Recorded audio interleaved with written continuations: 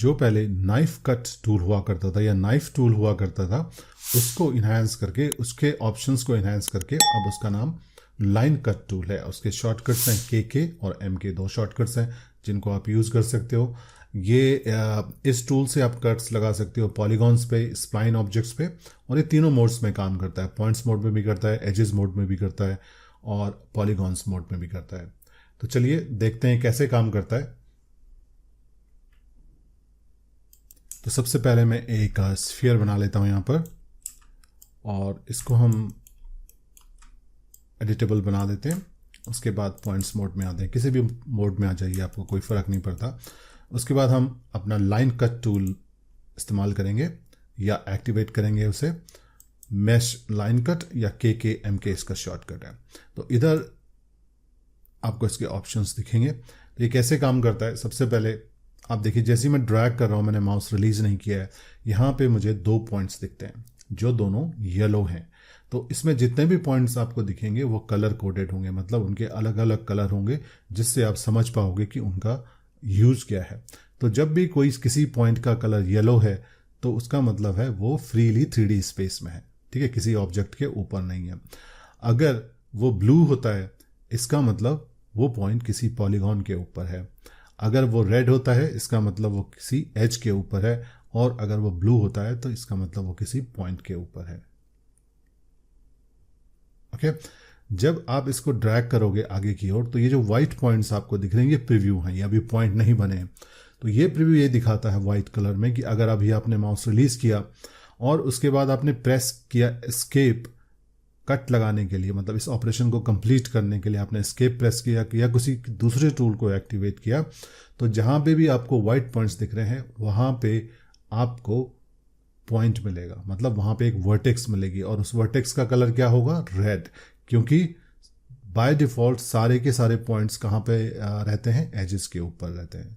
अगर आपने पॉलीगॉन के ऊपर लगाया तो एक फ्री फ्लोटिंग वर्टेक्स हो जाएगा वहां पे बिना कनेक्शन का, ठीक है, जब तक कि आप उसे दूसरे किसी पॉइंट से कनेक्ट ना करें। तो ध्यान रखिएगा, दोबारा से बता देता हूं, येलो पॉइंट जो है वो 3D स्पेस में फ्रीली लाई कर रहा है, ब्लू वो पॉलीगॉन के ऊपर है, रेड वो एज के ऊपर है, और ग्रीन वो वर्टेक्स के ऊपर है, वाइट वो प्रीव्यू है, और वो प्रीव्यू हमेशा एजेस के ऊपर रहेगा। अब मैंने अभी एस्केप प्रेस नहीं किया हुआ है, अब मैं चाहूँ तो इसको कंटिन्यू कर सकता हूँ यहाँ से, और मैं कट लगा सकता हूँ जिस भी शेप में मैं लगाना चाहूँ। लेकिन अगर मुझे कोई प्रीव्यू पॉइंट मूव करना है तो बिना एस्केप दबाए मैं उसको मूव कर सकता हूँ। ओके, अगर मुझे ऐड करना है तो मुझे वहाँ पे बस क्लिक कर देना है, तो ये ऐड हो गया। कंट्रोल क्लिक करूँगा तो वो रिमूव हो जाएगा। ओके, तो दोबारा से सुन लीजिए कि अगर आपका टूल अभी एक्टिव है, अभी आपने एस्केप प्रेस नहीं किया या कोई और टूल एक्टिवेट नहीं किया है, या फिर आपने जूम लेवल चेंज नहीं किया, अगर आप थोड़ा सा जूम करेंगे ना इसको तो ये पॉइंट्स बन जाएंगे, और या आप दूसरे व्यू पोर्ट में जाएंगे तो भी पॉइंट्स बन जाएंगे। तो जब तक आप यहाँ पर इस कंडीशन में हैं तो कहीं भी क्लिक करिए और ड्रैग करिए तो आप उस पॉइंट को मूव कर सकते हैं। किसी भी पॉइंट को हटाने के लिए आप उस पर कंट्रोल क्लिक कर सकते हैं, ठीक है। अब अगर आप शिफ्ट के साथ पॉइंट को मूव करेंगे, एंड पॉइंट्स को, ठीक है, तो ये क्या करेगा, ये कंस्ट्रेन करेगा एंगल को, एक पर्टिकुलर एंगल पे आपके मूवमेंट को, और वो एंगल यहां से डिफाइन होता है 45 डिग्रीज। तो मैं पहले से ही आपको दिखा रहा हूं, आप इसे क्लिक करेंगे और तब भी आप इसे कर सकते हैं, बट अगर आपको इंटरैक्टिवली करना है तो आपको शिफ्ट के साथ इसे मूव करना है। तो 45 डिग्रीज में ये एंड पॉइंट मूव होगा, ये केवल एंड पॉइंट के लिए, ठीक है। अब हम प्रेस करते हैं एस्केप। एस्केप प्रेस करते ही जहां पे भी हमारा प्रीव्यू था वहां पे वर्टिसेस आ गई हैं, जहां पे व्हाइट प्रीव्यू था, और कट लग गया। बट नोटिस कीजिए कि अभी जो कट है वो दूसरी साइड नहीं लगा है। वो इसलिए नहीं लगा है क्योंकि यहाँ पे विजिबल ओनली चेकबॉक्स इनेबल्ड है। इसका मतलब ये है कि जो भी पॉलीगॉन्स विजिबल हैं कैमरा को, या जो आपको विजिबल है थ्रू कैमरा, केवल वही कट होंगे, ठीक है। इसको हम अंडू करते हैं और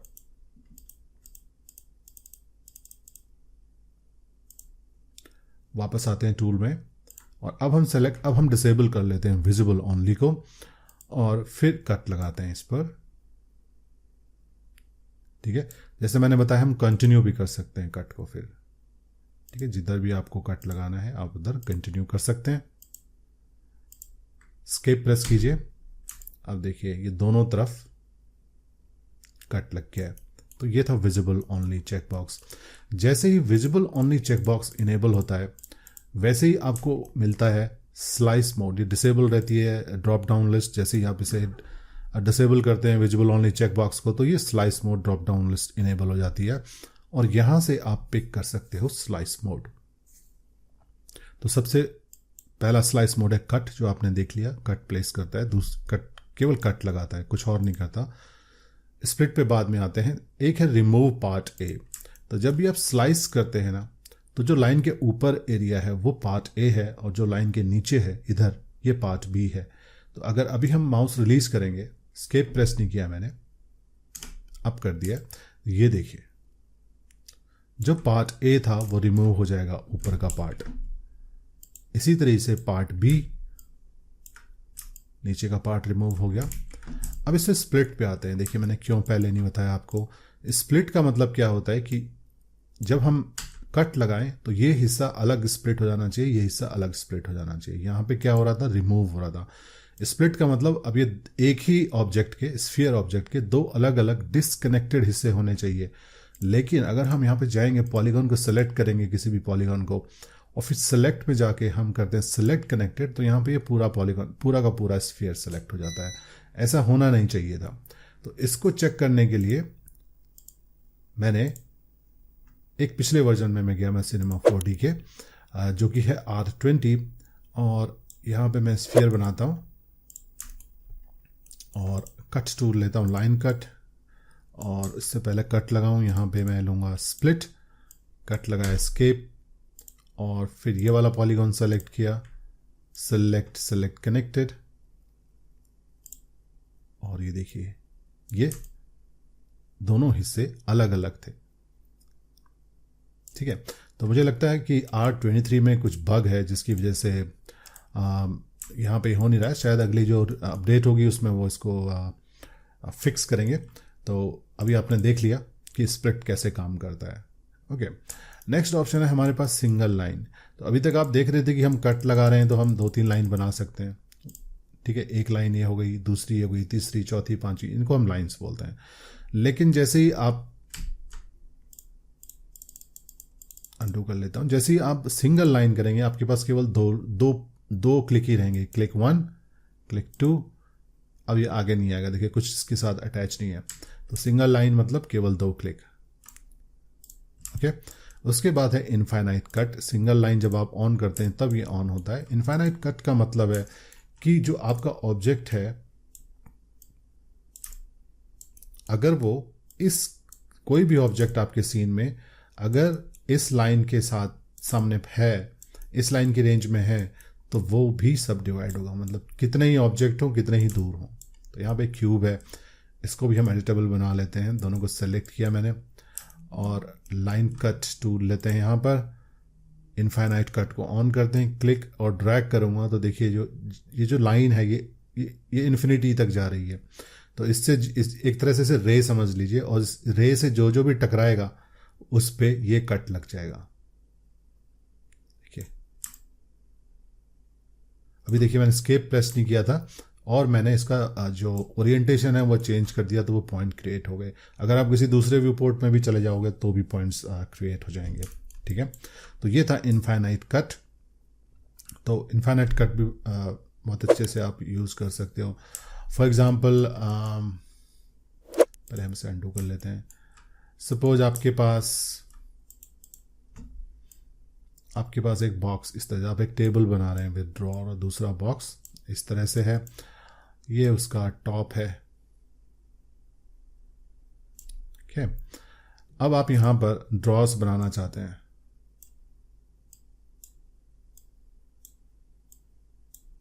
ओके, तो एक ऑप्शन तो ये है कि आप पहले यहां पे कट लगा लें इस वाले बॉक्स में और फिर इसको कॉपी कर दें। लेकिन अगर आपको चाहिए कि आपका पहले से कॉपीड है, कुछ अलग अलग फीचर्स हैं और आपको कट लगाना है, तब क्या होगा, आप इन दोनों को, अगर ये दोनों एडिटेबल हैं तो फिर आप क्या करेंगे, आप लाएंगे सिंगल लाइन इनफाइनाइट कट और फिर इस तरह से कट लगा देंगे तो एकदम एक स्ट्रेट लाइन में दोनों ऑब्जेक्ट पे कट लग जाएगा। तो ऐसे भी आप इसको यूज कर सकते हैं इनफाइनाइट कट को। आगे बढ़ते हैं हम और देखते हैं अगला ऑप्शन क्या है हमारे पास। अगला ऑप्शन है रेस्ट्रिक्ट टू सिलेक्शन। तो रेस्ट्रिक्ट टू सिलेक्शन में क्या होगा कि जहां तक सिलेक्शन है, जो एलिमेंट सेलेक्टेड है उसी पे कट लगेगा। जैसे मैं इसको सेलेक्ट करता हूं और यहां पे मेरा ऑन है रेस्ट्रिक्ट टू सिलेक्शन, मैं ड्रैग करूंगा तो केवल इन 2 पॉलीगन्स पे ही कट लगना चाहिए, पीछे वालों पे नहीं लगना चाहिए। ओके, उसके बाद है सेलेक्ट कट्स। रेस्ट्रिक्ट टू को बंद कर देते हैं, सेलेक्ट कट। सेलेक्ट कट से क्या होगा कि जब आप कट्स लगाते हैं तो वो साथ के साथ सेलेक्ट हो जाएंगे। अभी तक देखा आपने सेलेक्ट नहीं होते। ओके, तो सपोज मैंने एक कट लगाया यहाँ पर, लेट्स सपोज इस तरीके से, तो मुझे जैसे ही मैं प्रेस करूंगा सेलेक्ट कट्स मेरा ऑन था बट मेरा कट सेलेक्ट नहीं हुआ क्योंकि मैं पॉलीगॉन्स मोड में हूँ। तो मुझे एजेस मोड में जाना होगा और वो मेरा सेलेक्टेड मिलेगा वहाँ पर जो भी मैंने कट लगाया है। ठीक है, इसे इधर लगाते हैं, ये देखिए कट सेलेक्टेड है। तो ये बहुत ही आसान रहता है आपके लिए। सपोज आपको बेवल करना है, कट लगाने के साथ साथ ही आपको बेवल करना है, तो इस तरह से आप उसको बेवल कर सकते हो या एक्सट्रूड करना है। तो हैंडी ऑप्शन है। ओके, चलिए इसको आप अच्छे से प्रैक्टिस कर लीजिएगा लाइन कट टूल को, क्योंकि जब आप मॉडलिंग करते हैं तो आपको लगभग हर मॉडल में कहीं ना कहीं कट लगाने पड़ते हैं और ये बहुत ही हैंडी ऑप्शंस हैं यहाँ पर जिनका आप इस्तेमाल कर सकते हो। ओके, अगला ऑप्शन है अब हमारे पास connect cut edges. By default ये ऑन रहता है। इसका मतलब ये है कि जब हम कट लगाते हैं तो पॉइंट्स बनते हैं, आपको बताइए। ओके, तो ये 2 पॉइंट्स आपस में कनेक्टेड भी रहते हैं एज के थ्रू। ये सब ऑटोमेटिक प्रोसेस होता है। अगर आपने इसको बंद कर दिया ऑप्शन को कनेक्ट कट एजेस, तो क्या होगा, केवल पॉलीगॉन सब डिवाइड होगा। ठीक है, एज नहीं बनेगी। देखिए कैसे, अगर मैं स्केप करता हूँ तो देखिए कट तो लगा है लेकिन केवल एज पे, अब वो कनेक्टेड नहीं है। तो ये किस तरह से, ये क्या बन गया आपके पास, अब एक एनगॉन बन गया, क्योंकि इसमें अगर आप देखें तो एक एज, 2, 3, 4, ठीक है, क्योंकि यहाँ पे अब एक edge, 2 edge, 3 edge, 4 edge, 5 edge बन गई, तो पेंटागन बन गया।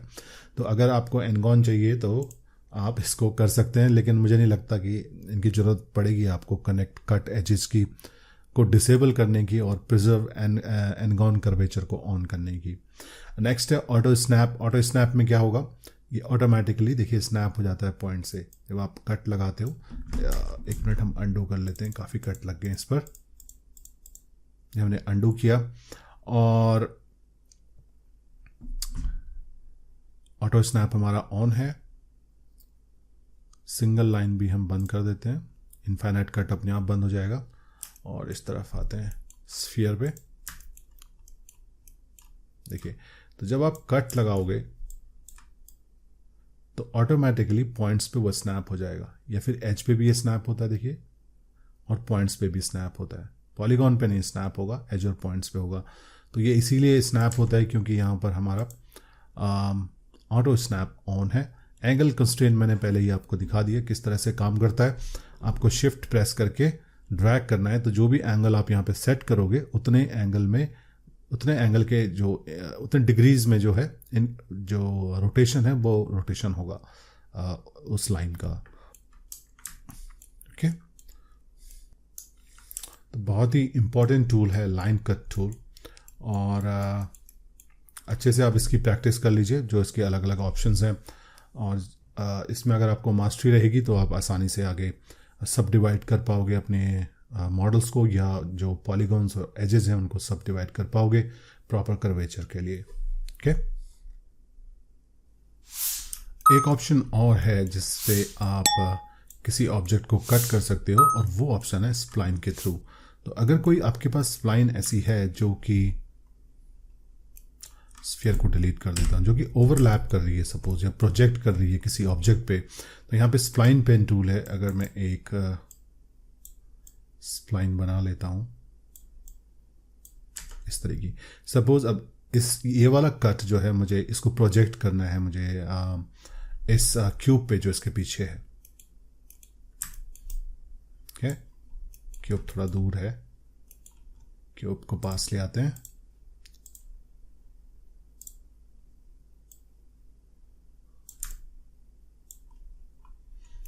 ओके, ये वाला कट मुझे लगाना है।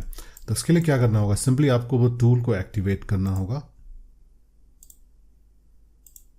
और कंट्रोल प्रेस करिए और इस लाइन पे क्लिक करिए। देखिए कंट्रोल करते ही ये इस पे पॉइंट्स दिखने लगते हैं। ठीक है, क्लिक करिए और ये देखिए कट लग गया। तो जो भी जिस तरीके से भी लाइन प्रोजेक्ट हो रही होगी ऑब्जेक्ट पे, तो उस तरह से ये कट लग जाएगा। ठीक है, बहुत हैंडी ऑप्शन है ये, क्योंकि स्प्लाइन से आप किसी भी तरह की शेप बना सकते हो, बहुत ही मतलब डिफरेंट शेप्स भी बना सकते हो, और फिर उसको आप प्रोजेक्ट कर सकते हो किसी भी ज्योमेट्री पे कट लगाने के लिए। ओके, तो इस फीचर का भी ध्यान रखें। टूल को एक्टिवेट करना है, कंट्रोल प्रेस करना है, हवर करना है स्प्लाइन के ऊपर, और जैसे ही पॉइंट्स आपको दिखें क्लिक कर दीजिए कट लगाने के लिए। ठीक है, तो ये था हमारा लाइन कट टूल।